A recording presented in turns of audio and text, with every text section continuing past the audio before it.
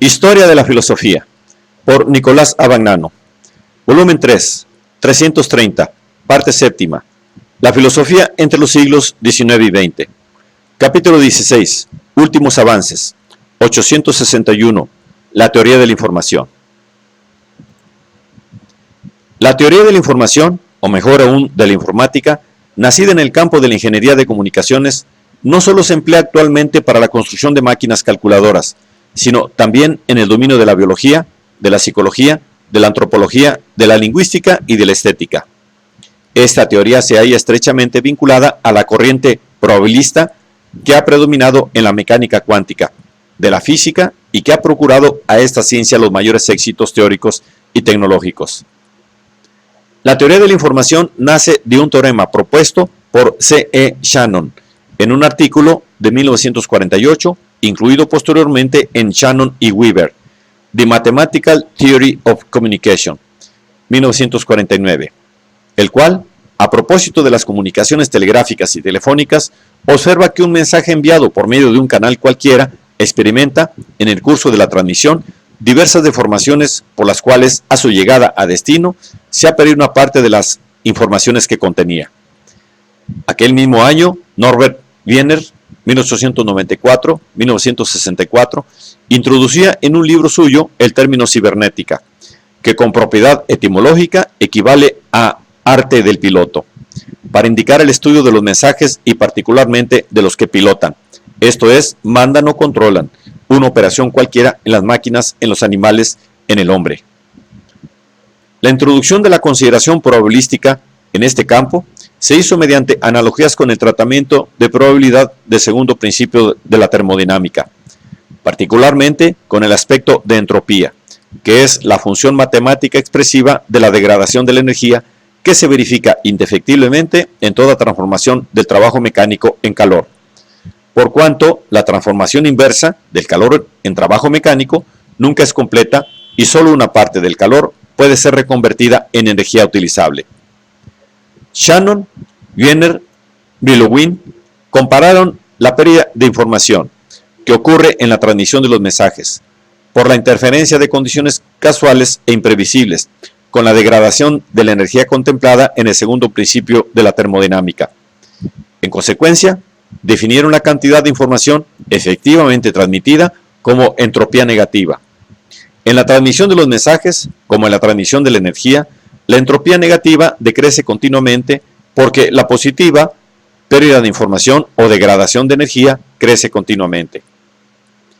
Considerada en estos términos, la información viene a ser un modelo del que se excluyen todos los elementos humanos y que, por lo tanto, puede aplicarse a los más variados campos del saber.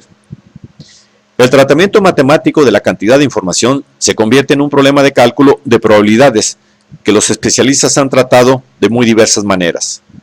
De ordinario, se admite como base del cálculo una situación que comporta inicialmente un número determinado de casos distintos, igualmente probables a priori. La información se mide por la limitación que ella misma determina en el número de casos posibles. Para suplir la pérdida de información que se verifica en la transmisión de los mensajes, se pueden, como ya lo afirmaba Shannon, añadir al mensaje símbolos llamados redundantes, que prevean y corrijan los errores de la transmisión primera que ellos produzcan. De este modo, se prevé por anticipado el funcionamiento imperfecto de la transmisión y se corrige por esta previsión con un proceso que se llama retroacción. El significado filosófico de estas consideraciones, que han sido diversamente formalizadas por los matemáticos en complejos sistemas simbólicos, es muy importante. En primer lugar, se admite en línea de principio la interferencia de la casualidad en la transmisión de los mensajes. Es decir, se excluye que en este campo, que, como ya veremos, puede extenderse a los más variados aspectos de la realidad, sea reconocible un orden necesario. En segundo lugar, se excluye la posibilidad de un saber absoluto, o sea, de una información infinita. Una información infinita, escribe Brillouin, Ciencia y Teoría de la Información, de 1959, es impensable e imposible. Todo lo que se puede saber por un proceso cognoscitivo cualquiera, por ejemplo, efectuando una experiencia determinada, es una cierta medida probable de la cantidad de informaciones obtenibles por medio de la misma. Para obtener esta medida hay que saber cuál era el campo de incertidumbre sobre la cantidad por medir antes de la experiencia y cuál es el error restante, la incertidumbre que persiste después de haberse efectuado la medida. La teoría de la información se apoya de esta manera en la situación considerada como típica o fundamental, en la cual el desorden debido a la casualidad y un orden o regularidad determinados se compenetran mutuamente. Una sucesión casual de símbolos no contiene ninguna información. Esto ha de ser, en todo caso, la medida de la regularidad de un modelo, y particularmente de los tipos de modelos conocidos como series cronológicas, cuyos componentes se desarrollan en el tiempo. Se admite que la regularidad es un hecho insólito y que lo irregular es siempre más común que lo regular. En consecuencia, escribe Wiener, The Human Use of the Human Beings, The Human Use of Human Beings, cualquier definición de la información de su medida que se quiera introducir ha de ser siempre relativa a algo que aumenta cuando disminuye la probabilidad a priori de un modelo o de una serie cronológica. Claro está que, ya desde su planteamiento, la teoría de la información se funda en modelos que pertenecen más al mundo animal y humano que al físico. En la más sencilla operación de un ser humano se pueden descubrir los elementos de la teoría: la transmisión y el error posible de los mensajes y la retroacción correctora. Si, habiendo visto un objeto en una determinada dirección, esto es, habiendo recibido de él un mensaje visivo, extiendo el brazo para agarrarlo y fallo en la dirección o en la distancia, inmediatamente la información de este error rectifica el movimiento de mi brazo y me permite dirigirlo correctamente hacia el objeto. Cada operación del organismo, su adaptación al ambiente, su desarrollo, su comunicación con los demás organismos o con las cosas, se interpretan hoy como tentativas más o menos logradas, pero siempre en base a consideraciones probabilísticas, en los términos de la teoría de la información. Como queda dicho, se trata de una teoría expresada casi siempre en términos objetivos, es decir, no antropológicos.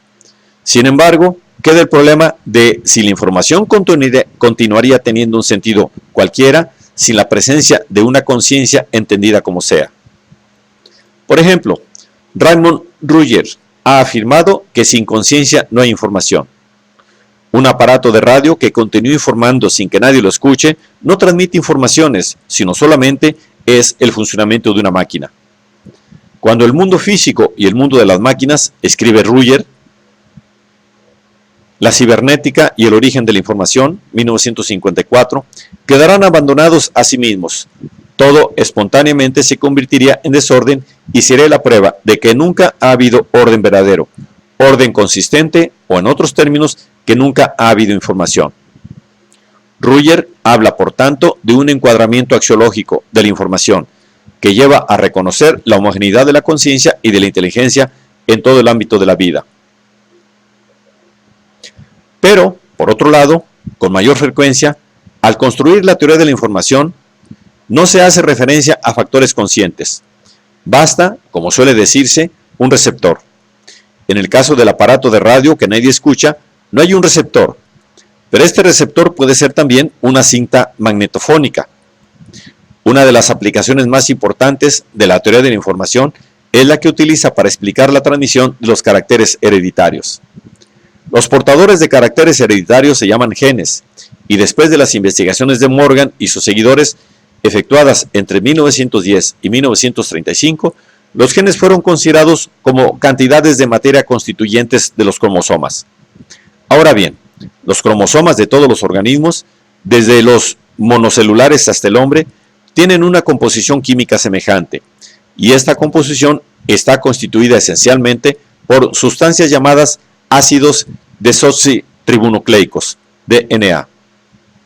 En 1953, Watson y Crick propusieron un modelo hipotético de la estructura molecular del DNA, considerándolo como un par de espirales complementarias, de tal manera que, cuando se separan, cada una de ellas puede recoger en torno a sí los residuos moleculares necesarios para reconstruir la doble espiral originaria.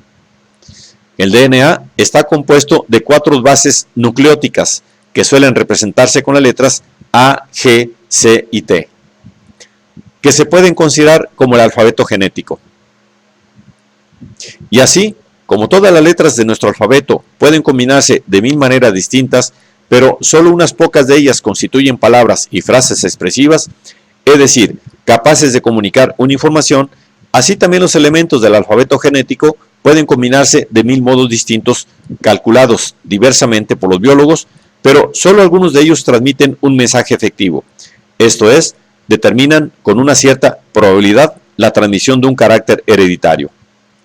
Con arreglo a esta hipótesis, el material genético sería parecido a un mensaje escrito, que al recibirlo el organismo lo dirigiría y controlaría su desarrollo.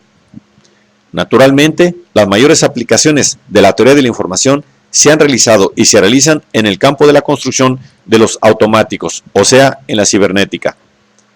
Las relaciones entre la teoría de la información y la cibernética constituyen un problema. A veces se afirma que la teoría de la información es parte de la cibernética y otras, en cambio, se defiende que la cibernética es parte de la teoría de la información.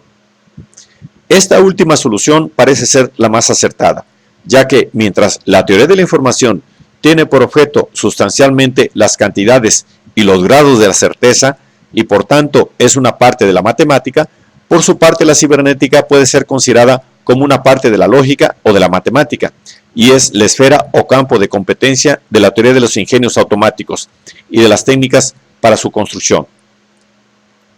De todas formas, el campo de la cibernética cada día se extiende más.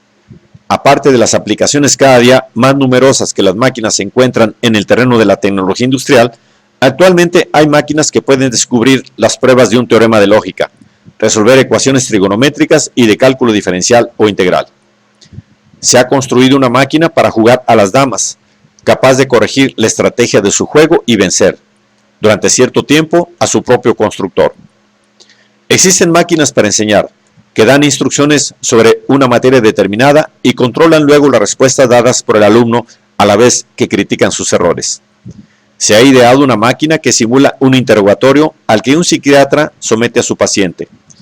Además, se prevé que en un futuro próximo las máquinas podrán recordar, preparar, discernir modelos constantes en datos desordenados, hallar nuevas combinaciones de viejas informaciones y efectuar hallazgos verdaderamente auténticos. Todavía no se sabe si una máquina podrá formular una hipótesis científica como la de Newton, componer una sinfonía o un poema como el de Dante, pero no faltan esperanzas ni profecías a este propósito. Wiener y von Neumann, que son las mayores autoridades en esta materia, afirman que las máquinas podrán reproducirse a sí mismas, en cuyo caso, toda diferencia entre la máquina y el organismo viviente, caracterizado precisamente por su autorreproducción, acabaría por desaparecer. No es de maravillar que a propósito de las máquinas se hayan formulado las más audaces profecías, y entre estas, la de que en un futuro se confiará a las mismas las decisiones fundamentales de naturaleza política, económica, social, etc., que conciernen al destino de los hombres. Por otra parte, se observa que un ingenio automático no es mejor que su programa, que la cualidad de su decisión está determinada por la información que se le suministra, y que el hombre es quien decide sobre ella. Si se ponen en la máquina informaciones disparatadas, si se eligen problemas erróneos o se formula un problema verdadero de manera equivocada, la máquina dará soluciones insatisfactorias. En otras palabras, el hombre obtendrá de las máquinas la respuesta que merece.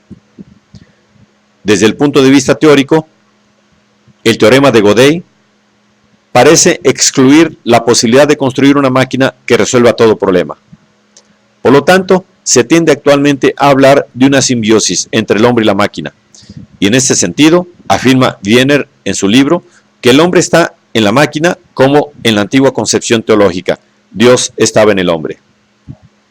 Desde el punto de vista filosófico, lo que resulta claro de los planteamientos fundamentales de la teoría de la información, de la cibernética y los problemas y polémicas nacidos de las mismas es, en primer lugar, el vaciamiento de todo significado de las tradicionales antítesis metafísicas entre materialismo y espiritualismo, entre determinismo e indeterminismo, y, positivamente, el descubrimiento y la puesta en práctica de instrumentos de investigación, cálculos, modelos, estructuras, que expresan la situación fundamental en que se encuentra el hombre, hundido en un mundo en el que operan, a veces de modo hostil e imprevisible, las fuerzas de la casualidad, el hombre se encuentra en lucha con estas fuerzas por un orden o un complejo de órdenes que nunca es total ni definitivo.